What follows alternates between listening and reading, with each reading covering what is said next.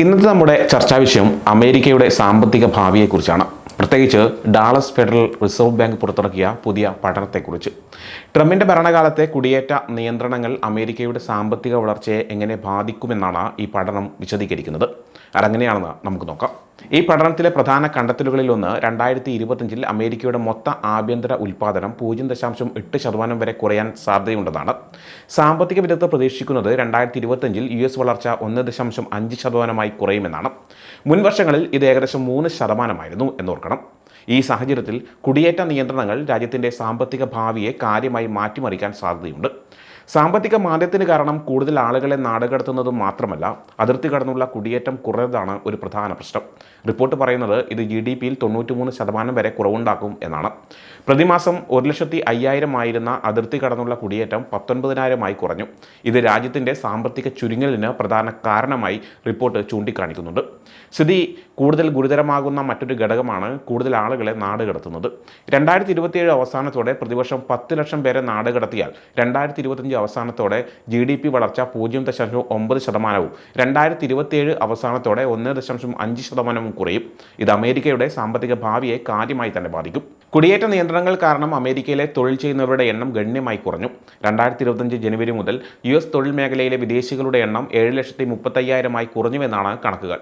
കൊറോണയ്ക്ക് ശേഷം കുടിയേറ്റം സാമ്പത്തിക വളർച്ചയ്ക്ക് വലിയ പിന്തുണ നൽകിയിരുന്നു. എന്നാൽ ഇപ്പോൾ കുടിയേറ്റക്കാരെ നാടുകടത്തുന്നതോടെ ആ നേട്ടം ഇല്ലാതാവുകയാണ്. രേഖകളില്ലാത്ത തൊഴിലാളികളെ ആശ്രയിക്കുന്ന ചില പ്രധാന മേഖലകളിൽ ഈ നിയന്ത്രണങ്ങൾ വലിയ പ്രശ്നങ്ങൾ ഉണ്ടാക്കുന്നുണ്ട്.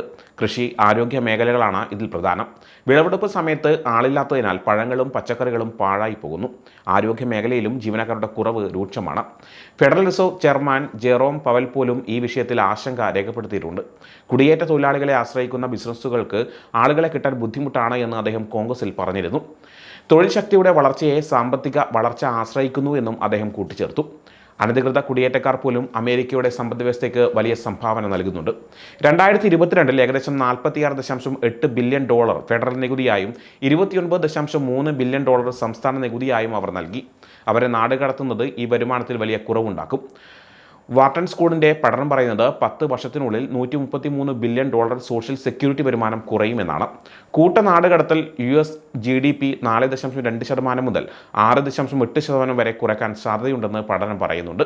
ഇത് 2007-2009 സാമ്പത്തിക മാന്ദ്യത്തിൽ US GDP 4.3% ചുരുക്കിയതിന് സമാനമാണ്.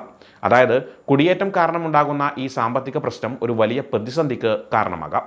ഈ സാമ്പത്തിക പ്രശ്നങ്ങൾ എല്ലാ സ്ഥലത്തും ഒരേപോലെയല്ല ഉണ്ടാവുന്നത്. സെൻറ്റ് ലൂയിസ്, ബഫലോ, പിറ്റ്സ്ബർഗ് പോലുള്ള ചെറിയ നഗരങ്ങളിൽ ഇത് പെട്ടെന്ന് പ്രശ്നങ്ങൾ ഉണ്ടാക്കുന്നു.